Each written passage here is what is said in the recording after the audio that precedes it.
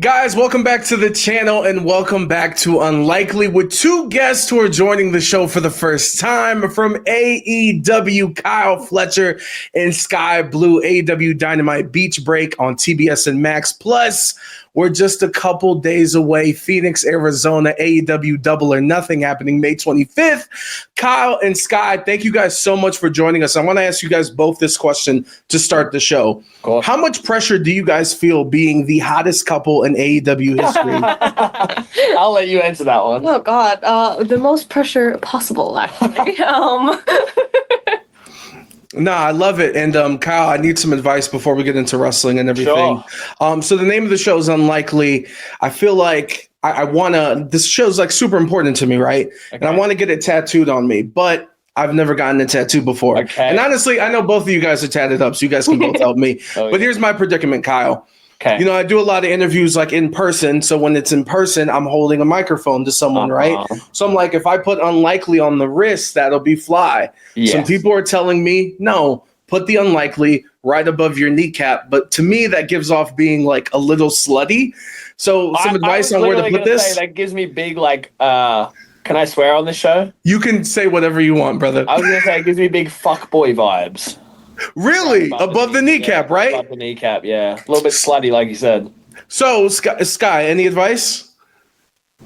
I mean, tattoos don't hurt if that's what you were worried about, but I don't have any above the kneecap, so I guess I'm in the clear for that one. Yeah, I like a good wrist tattoo. Yeah. I think wrist is pretty good, and like you said, it's like it's branding, you know? It's always every time you hold up your wrist, every time the microphone's up, you're showing your brand. It's good. No, I love that. All right, then we're gonna do it. Next time we talk, I will have the proof. Please. It'll be on here. I will be asking about it. And Skye, I want to ask you, I know that, you know, your parents obviously mean a lot to you and they were huge wrestling fans and they got you into wrestling. Yeah. I'm a father myself and my son's 6 years old, and it's cool because obviously I love wrestling, but the one thing I'm trying not to do is everything that I love, I'm not trying to push on him, but he's walking around singing Ospreay. No offense, Kyle. No offense, what? Kyle. Nothing. Wait, what? Sorry. Let's just move on. There was a glitch. I think you're a terrible father. Laggy internet connection. I don't know what I said. But I want to ask you, Skye, like, what was their reaction when you said, "Hey, I want to do this"? Were they like, "Yeah, let's go," or were they a little trepidation? So I tell the whole like way I got into wrestling was I was watching a hardcore match with my mom, and I was like, "Hey, I'm gonna go do that one day." And she was like, "No, you're not." So then I booked a tryout out of spite because I was like, I'm going to prove you wrong, woman, I can do this. And now here we are almost 10 years later. Where'd you find the tryout? So a long time. I started in 2017. My mom had a coworker. Oh, okay. That he had a son, and they would go to these indie shows out in like Woodstock, Illinois. And he was like, I think they train. So like, I ended up starting there, and then I left there after like 4 years, and then I had then by that time known about a lot more schools. And I was like, I'm just gonna learn from everybody. But yeah, I just found a training school. That's so great. Just like your mom's. Yeah, my mom's friend. And then my other mom, my mom's coworker, actually, she doesn't work with her anymore, was Trevor Blanchard's ex-wife. Trevor or Tully? Tully. No. Which one's the not famous one? Oh, I don't know. The not famous brother. Trevor. I think Trevor. It's Trevor. And yes. Yeah. And his kids wrestled as well, and it was very funny because I was like, oh, he's actually wrestling around me, and I didn't even know. That's amazing. And we'll get into, speaking of hardcore matches, both of you guys have been doing some crazy stuff. Oh, yeah. In your guys' career, but we'll get to that in a little bit. The one thing I do want to ask is being based here in Vegas.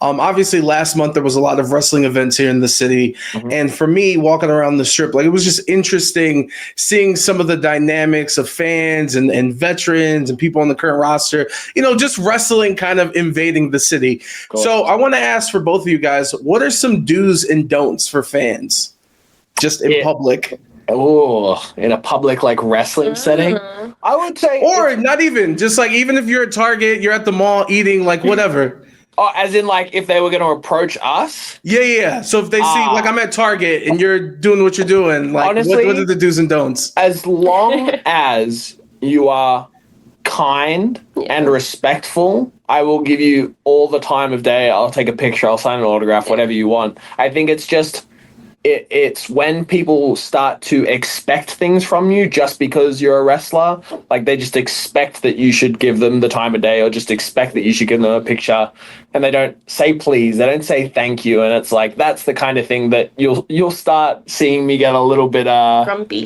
grumpy. Yeah. So as long as you're kind, as long as you're respectful, yeah, that's all I can ask. How far can I push it? Would you leave a new voicemail for my phone? I definitely would, yeah, if you were nice to me. I would have way too much fun, actually. Yeah. That's amazing. Skye, for you? Honestly, I think the same, as long as you're like kind and respectful. I did have like an incident. I was actually on the phone with him. I had landed like super late. I had headphones on and I was walking, and like somebody came up behind me and I didn't know, and it like scared the crap out of me. 1 a.m. in the morning. Yeah, like my flight landed really late. And, like, my instinct being a female traveling by herself with headphones on was to, like, turn around and swing. And I was like, oh, it's a fan. And I felt bad, but at the same time, I was like... But also, they weren't very kind. Yeah, either. Just, like, something like that. Like, just don't jump scare me. Avoid walking up to people at an airport at 1 a.m., especially if you have a Funko Pop in your hand. Yes. Or some printed out picture. Skye, I want to ask you, July 20th, I believe when this comes out, it has been 297 days. Hey, he knows the number. Yeah. I just knew it was 10 months. Yeah. Had to do some math, baby. Excalibur, you can use that. Research. Let's go. Excalibur, you can use that on Dynamite, no problem. Obviously, can you put into words the excitement level? Excitement level? It's a lot of nerves and a lot of anxiety. Like, I've been anxious since, I think, last week when I knew that the package was coming out. And you've been anxious for longer than that. Yeah, I've been very anxious. But now it just feels more real, and like seeing the full graphic, it is really real now. I like last night when we were actually at the gym and I saw the graphic, I was like, Kyle. It just like makes everything more real. But I am beyond excited to get back in the ring, and the fact that it's in Hoffman at the Now Arena is like a cherry on top. Nah, it's perfect time, and it's funny how life works out like that. And I can't imagine just like all the emotions that go through all this time that you've had to wait to do what you love, right? Yeah. If I could ask you to be a little retrospective, like what did you learn about yourself going through this? Well, I can't sit still very well. Yes. The second the cast came off, I was like, okay, I can wrestle, guys, right? And they're like, no, sit back down. Hey. But I feel like I definitely learned that I'm a lot more like determined than I thought I was. Like, there were definitely some moments that I was like, oh, I might not be able to wrestle again, or like, oh, this is really bad. But just especially like, with Kyle's support and being like, no, shut the voices up, you can do this, like, you just have to keep pushing harder. Definitely like this is probably like the hardest injury I've ever had, and hopefully, knock on wood, for a while that I will ever have. But yeah, just that I could push myself harder than I thought I actually could. Like, that I could keep doing more and like keep pushing myself harder than what I thought I was capable of. And Kyle, I want to flip this on you. Obviously, navigating this situation as a partner to Skye, but also you have your career and you're navigating and you're going through things you haven't done in your career, and you have a lot of buzz around you as well. So for this, like, how was it navigating this whole situation? Yeah, man, it was weird. Firstly, because I've never had, touch wood again, a serious injury. I've never experienced anything like this. So for me, this was my first like experience, like knowing what it kind of entails in general. So it was hard for me seeing her go through it. Obviously, it's someone you care so deeply about, to see them going through this anxiety and this hard time. But yeah, it as a partner, it just became about her more than anything. It wasn't about me. It wasn't about anything I was feeling. It was trying to make life better for her. It was trying to keep her on track, even when she wanted to give up, even when she thought she couldn't do it. It was, I was there to be her support and her rock. And then, it was a pretty, another hard thing was the fact that my career was going crazy whilst this was going on. She was sitting at home on the couch and she had to watch me go and do these awesome things and like stuff that I've been dreaming about my whole life. So it was definitely another layer to it. But then I also think for her, I don't want to speak for you, but like I think that it equally made it harder but also easier, because she at least still had that kind of like attachment to wrestling, and I could come home and I could be like, oh, what do you think about this idea? What do you think about this idea? What do you think about like this gear? What do you think about this, whatever? So I feel like she still felt connected in that sense. And then also like I could take her to those big shows and just bring her along, and she could be backstage and see everybody, and she still felt like she was a part of like the AEW family while she was still out. So yeah, pros and cons to both. Definitely a good like life experience to go through together. I mean, yes, but like, I don't retrospectively, yeah. She's like, I learned some things, but never again, and never again. No, please. But I just think, yeah, like we have grown so much as individuals and so much as a couple through this experience. So yeah, take a negative, turn it into a positive. Scott, I'm kind of curious because like everybody treats things that they care about differently. Like I'm very vocal. I want to be the best wrestling interviewer out on the planet. Hell yeah. I don't even watch other CVV. All respect to everybody, but I can't watch them because I'll either get upset because it's a shitty question, or damn, why didn't I ask that? So for you, when you were injured, like outside of what Kyle was doing, were you watching whether it's AEW or just everything else in the world when it comes to wrestling? Yeah, so there would be some days that I would turn it on and I would try to watch wrestling and I would just instantly start crying, or I would get really frustrated and I would try to get up and walk and I would fall. But then it was frustrating, but then at the same time, I knew that I still wanted to be a part of it, even if it was just sitting on the couch and watching, or even if it was texting Kyle right after his match, are you alive? Are you good? So it was definitely, there were just some days that I just couldn't watch it and I would just watch it later when I felt better. But watching it was super important. I just wanted to still feel included and still be a part of it. Like I got to go to his big matches. Like I got to go for his first pay-per-view in Steel Cage. Watching Wembley on the couch though was really hard because I knew how excited he was for Wembley. He was doing his big diet and his workout, and just having to sit there and watch. I mean, I had Robbie Eagles with me, so that was a plus. We watched it together, but I was just sitting there and I was like, I really wished I was there for that one. Yeah, man, everything's a learning experience. And speaking of that, Kyle, obviously you not breaking away per se, but getting to have this singles run, I guess is what I'll say. Sure. And obviously this feud with Will Ospreay, which has been incredible. And we're going to get to the cage match. I'm going to ask an annoyingly amount of questions about that match in particular here in a second. But just getting that experience in this singles run, how has that been for you? Dude, it's been...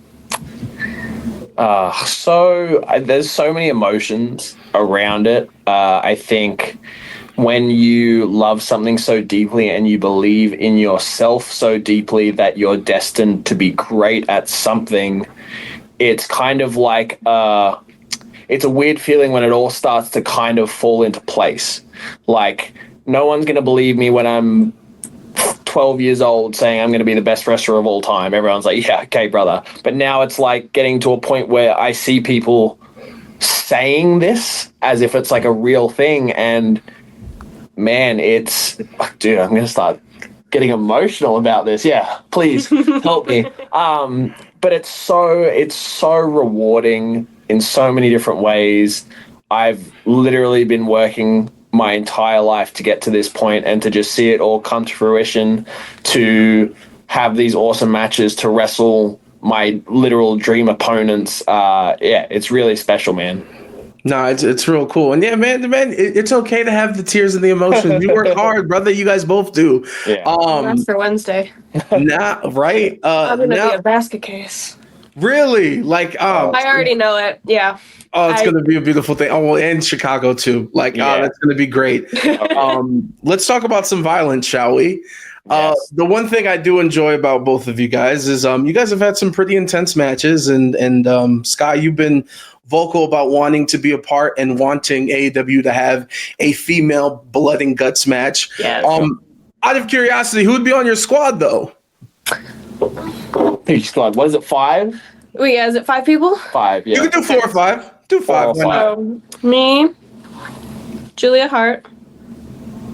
I want Willow because Willow is just as crazy as I am. I feel like Chris Statlander because she's pretty big and she's pretty strong. She's crazy too. I need a fifth. Who else is a little crazy? Who's crazy? Athena. There you go. I've had some brutal matches with Athena, so I think that'd be pretty cool. No, that's incredible. Is there a spot in particular? Because you've talked about I want to go through all the tables. I want to jump through all the ladders. Do you have a big... is there something you want to do in particular? I want to do something with light tubes one day, and like the exploding rope barbed wire. Oh my god! I just want fire. I want fire so badly. Kyle, we gotta tell him to chill out. I know better than to try and contain her. I just let her, and I just pray. Oh, that's amazing. You can't talk. Yeah, you can't talk. You cannot talk. So, Skye, this is the part of the interview where I say I apologize because there's like a variety of questions that I need to ask about this cage match.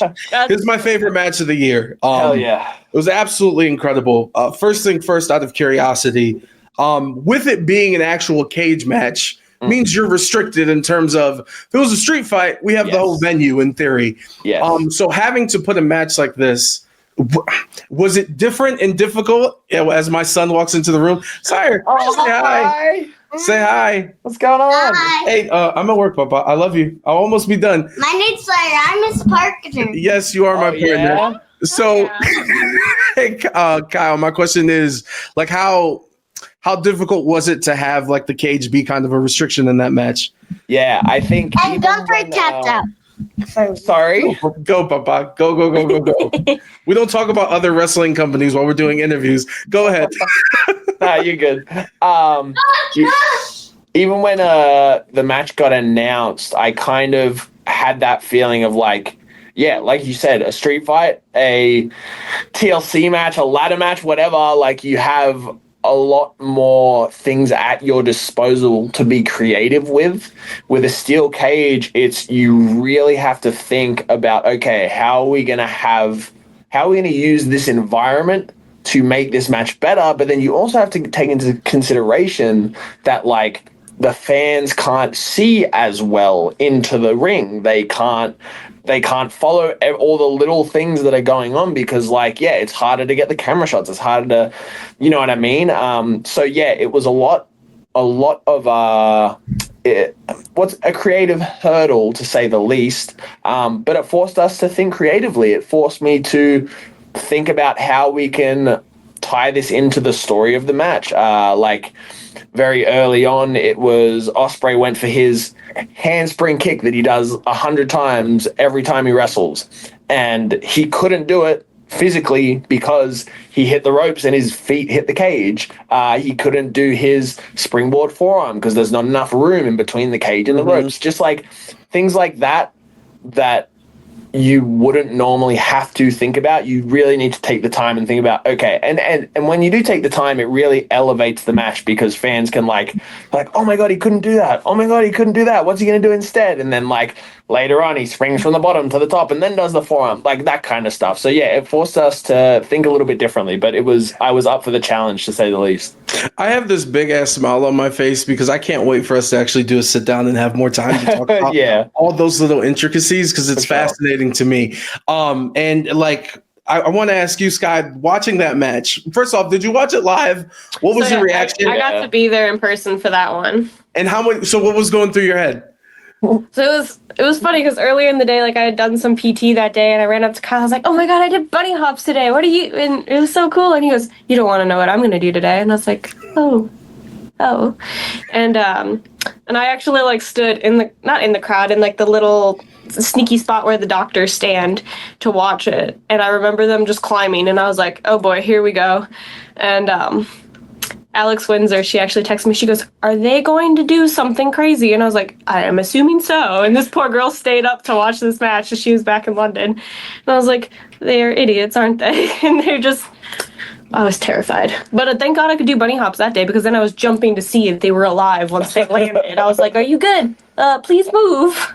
Oh my goodness. Obviously I just told you I thought it was the best. It's my favorite match of the year, best cage match of the year, best cage match of that week, in my opinion. Of all time, it's okay, you can say it. Well, there it is. But in that moment, I mean, or not even in that moment, I don't know how this works. And there's so much violence. I'm like, how can he think about anything while it's happening? Yeah. But like, could you guys tell? like while it was going on that like, yo, this is something they're going to be talking about this? Yeah, it's not even so much that. It's like when you're in there, you're so focused on the job that you have to do, and like you're so in the moment that you're not even thinking big picture like that.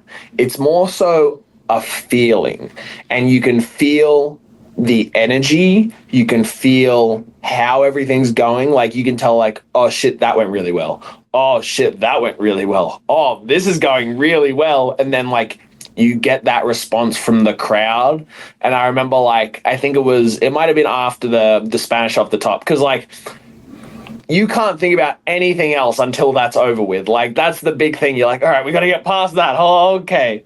As soon as we were laying there, or I was laying there on the ground after that, first of all, it was, oh my God, I'm okay. Wow. Oh my God, I'm okay. And then you're laying there and then you're going, you just feel this like energy, and that building is so cool. I'd never wrestled in there before, but it's like it literally feels like a cylinder going like this instead of like an arena going like this. It's really like straight up and down. So I felt like I was surrounded by like this vibration and this feeling, and I was just lying there and I was going like, I'm getting goosebumps thinking about it right now. It was literally like, oh yeah, this is a good one. This is going to be pretty cool. Yeah. So to answer your question, not to the extent, but yeah, you can definitely tell something was special going down. And then this will be my last question about the cage, I promise.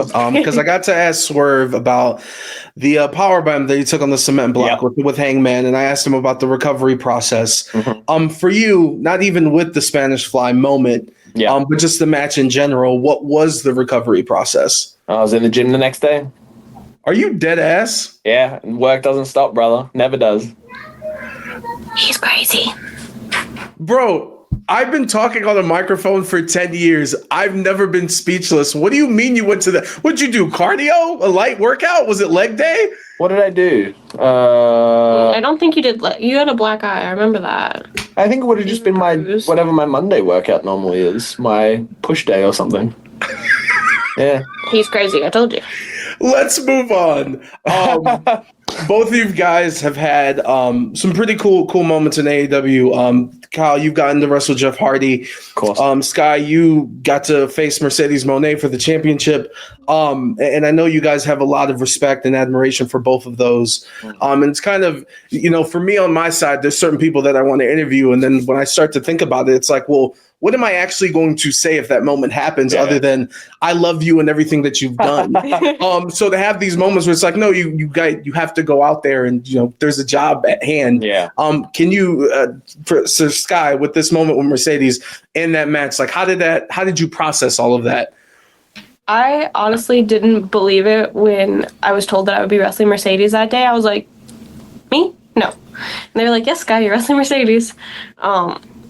And I think it was just like younger me that remembered like watching her matches in like math class and was just like, oh, now I'm the one in the ring with her. And it was just kind of like a, oh shit, I kind of made it moment. Like I can hang with one of the best women's wrestlers in our generation. Like it was just kind of like a little light bulb went off and I was like, this is really cool.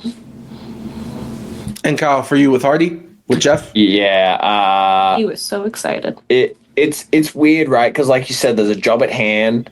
It's kind of one of those things where you're going through the motions. Like in your head, you're like, oh my God, this is so cool. But like you're focused on the job. I always, like with Jeff specifically and like all the other amazing wrestlers I've wrestled, like it's afterwards when it's all done, you do the whole like, thanks man, blah blah blah, and then like I always like to leave it with like just so you know, this means like so much to me, more than you could ever imagine. I remember watching you win the world championship. It like made me a fan for life. So like I like to have that little moment when everything's calmed down, when everything's settled. I like to have a little bit of a cuddle, a little bit of a soppy moment, because that's what is special to me. That's the little part that's like I'll remember that forever. No, that's incredible. And look, I know you guys have a million other people you guys need to talk to. So I'll wrap it up with this final question. And it's going to go to you, Skye. Obviously, you are back. I love that you have a Patreon and just that connection with the fans. But since this is coming out hours before your return match, do you have a message to the fans that have been waiting 297 days, if they're counting specifically? I just want to say thank you for everybody is sticking through and still supporting me through probably what was one of the hardest times of my career. I know it's there were many of times that I just wanted to hide from the world and sit on the couch and curl into a little ball, but just the fact that there was people that even who've never met me and are on the other side of the planet that were still supporting me and pushing me to get back to this moment just means the world. And now it's finally that moment, so all the nerves and anxiety, it's just all balled up, and I'm an excited, nervous ball of blub at the moment. I don't know what blub came to mind, but no, I think that's a good word to describe it. No, it's perfect. And you can check it out, AEW Dynamite this Wednesday. Beach Break happening on TBS. You can watch it on Max. And yes, exactly, right behind you guys. And then we will be in Phoenix, live coverage, AEW Double or Nothing, happening May 25th. Kyle Fletcher, Skye Blue, thank you guys so much for the time. Pleasure. Thanks for having us.